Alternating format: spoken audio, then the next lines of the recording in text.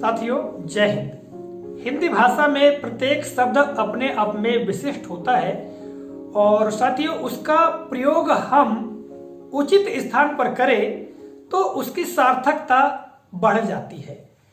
मैंने कुछ वीडियोस में आपको हिंदी के कुछ शब्दों में अंतर बताने का प्रयास किया है, जैसे आदि और इत्यादि। इन दोनों शब्दों का प्रयोग एक ही अर्थ में किया जाता है, किंतु इनमें अंतर है। आदि का प्रयोग कब करना चाहिए, इत्यादि का प्रयोग कब करना चाहिए, इसके बारे में बताने का प्रयास किया है। इसी तरह साथियों जो लगभग समान अर्थ वाले शब्द हैं अर्थात समानार्थक शब्द हैं, उनमें अंतर बताने का मैंने प्रयास किया है। जैसे पूजा और अर्चना, इन दोनों में क्या अंतर है, यह भी आपको पूर्व के वीडियोस में जानकारी दी है।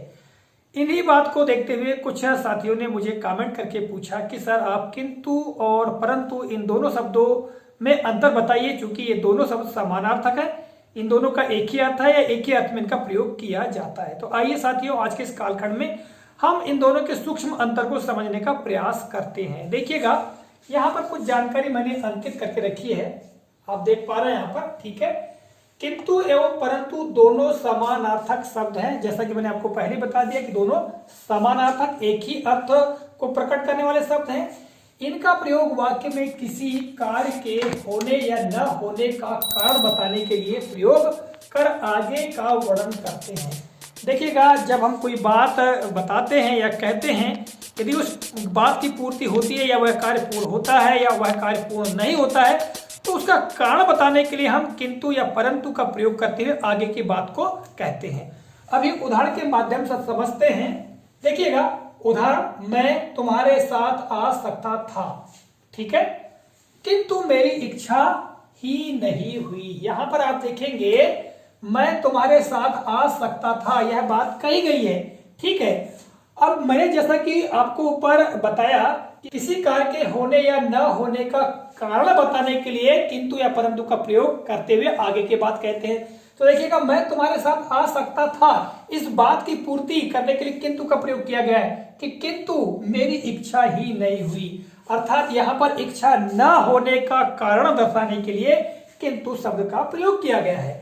दूसरे वाक्य में देखिएगा मैं समय पर पहुंच जाता, यहां देखिएगा मैं समय पर पहुंच जाता, यानी बात कहेगी कि मैं पहुंच जाता किंतु पहुंचा नहीं। अब उसका कारण बताने के लिए परंतु आपने वाहन ही नहीं पहुंचाया, यहां पर परंतु शब्द का प्रयोग करते हुए आगे की बात बताई गई है कि भाई मेरे नहीं आने का कारण क्या है या यह बात की पूर्ति नहीं हुई है, इसका कारण क्या है। तो साथियों सामान्य अर्थों में हम इस तरह किंतु और परंतु का प्रयोग करते हैं। इसके अलावा देखिएगा किंतु और परंतु इन दोनों शब्दों के कुछ समानार्थक और भी शब्द हैं, जैसे लेकिन, मगर, पर, इनका भी प्रयोग आपने अक्सर सुना होगा या कहीं पर पढ़ा होगा, ठीक है।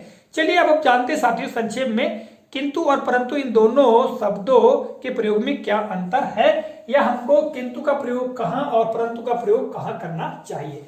सबसे पहले हम बात करते हैं किंतु की। तो किंतु का प्रयोग देखिएगा, इस शब्द का प्रयोग कही गई बात में आगे के कार्य का होना या न होना स्वयं पर अवलंबित होता है, तब किंतु का प्रयोग कर सकते हैं। साथियों जो मैंने आपको पढ़कर बताया इसको और भी सरल तरीके से मैं आपको बता देता हूं कि किंतु शब्द का जो प्रयोग है, जब हम कोई बात कहते हैं और उस बात की पूर्ति होती है या नहीं होती है, उसका कारण दर्शाने के लिए जब हम किंतु का प्रयोग करते हैं और उसके आगे की बात जो कहते हैं वो आगे की बात स्वयं पर अवलंबित होती है, अर्थात स्वयं पर ही आश्रित होती है, उसके जिम्मेदार हम स्वयं ही होते हैं, तब वहां पर हमको किंतु का प्रयोग करना चाहिए। देखिएगा इसको उदाहरण के माध्यम से समझिएगा कि मैं आपको होटल में भोजन करा देता, मैं आपको होटल में भोजन करा देता, ठीक है। यहां पर किंतु का प्रयोग किया, किंतु मेरे पास इतने पैसे नहीं है। अब देखिएगा यहां पर भोजन नहीं करा सकने का कारण बताया गया कि मेरे पास इतने पैसे नहीं हैं, अर्थात जो सामर्थ है, अर्थात जो ये कार्य पूरा न होने का कारण कौन है, हम स्वयं हैं, यानी ये जो बात है ये स्वयं पर अवलंबित है, स्वयं पर ही आधारित है, इसलिए यहां पर किंतु का प्रयोग किया गया है। जब किसी काम के होने या न होने की जो बात है, ठीक है, वो स्वयं पर ही आधारित हो, स्वयं पर ही अवलंबित हो, तब वहां पर किंतु का प्रयोग किया जाता है, जैसा कि मैंने आपको बताया।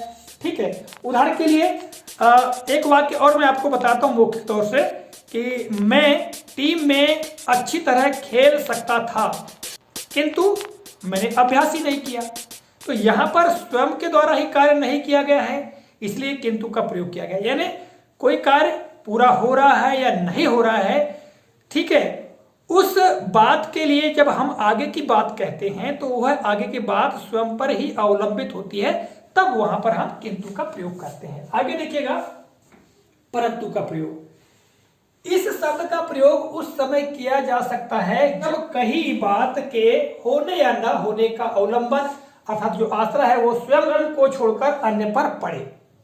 साथियों, यहां पर देखिएगा, परंतु शब्द का प्रयोग हम उस समय करते हैं जब कोई बात की पूर्ति होती है या कोई काम पूरा होता है या नहीं होता है, उसका आगे वर्णन परंतु लगाकर किया जाता है। तो आगे वर्णन की जाने वाली बात जो है वो स्वयं पर अवलंबित न हो या जो पूर्व की बात जिसके लिए कही गई है वो बात उसके ऊपर अवलंबित न हो करके किसी अन्य पर अवलंबित हो, तब वहां पर परंतु का प्रयोग किया जाता है। इसको उदाहरण के माध्यम से समझिएगा। मनीष आपकी टीम में खेल सकता है। देखिएगा यहां पर, मनीष आपकी टीम में खेल सकता है। यहां पर मैंने एक प्रयोग किया, परंतु उसे पिताजी की इजाजत लेनी पड़ेगी। अब यहां देखिएगा, यहां पर मनीष नाम का जो बालक है वो टीम में खेल सकता है, यह बात है ना। और यहां पर परंतु शब्द लगा करके आगे की बात कही गई है, और जो आगे की बात है वो बात इस बात की पूर्ति करने के लिए, इस बात का पूरा होने के लिए किस पर निर्भर है? पिताजी पर, यानी अन्य पर निर्भर है, ये मनीष पर निर्भर नहीं है। ठीक है, जिसके लिए यहां पर बात कही जा रही है, अर्थात जिसके लिए बात कही जा रही है उस पर अवलंबित न होकर किसी अन्य पर अवलंबित, अर्थात पिताजी पर अवलंबित है। अब देखिएगा, इस वाक्य के स्थान पर हम दूसरा वाक्य रखकर भी देखते हैं कि मनीष शीघ्र घर आ सकता था परंतु प्राचार्य ने उसे छुट्टी ही नहीं दी। अब यहां पर देखिएगा, मनीष जो है उसके शीघ्र घर आ जाने की बात निर्भर थी किसके ऊपर? प्राचार्य के ऊपर, अर्थात मनीष पर ना होकर के प्राचार्य के ऊपर निर्भर है, अर्थात किसी अन्य पर निर्भर है, अवलंबित है, इसलिए यहां पर परंतु का प्रयोग किया गया है। इसी तरह से हम देखते हैं कि जब पहले कही गई बात की पूर्ति होना या न होना किसी अन्य पर निर्भर हो, तब वहां पर परंतु का प्रयोग किया जाता है। तो साथियों, आपको मैंने बताने का प्रयास किया है कि किंतु और परंतु इन दोनों शब्दों में सूक्ष्म अंतर क्या है। ये तो हिंदी में हम सामान्यतः देखते हैं तो इन दोनों को लगभग एक से अर्थ में प्रयोग कर लिया जाता है।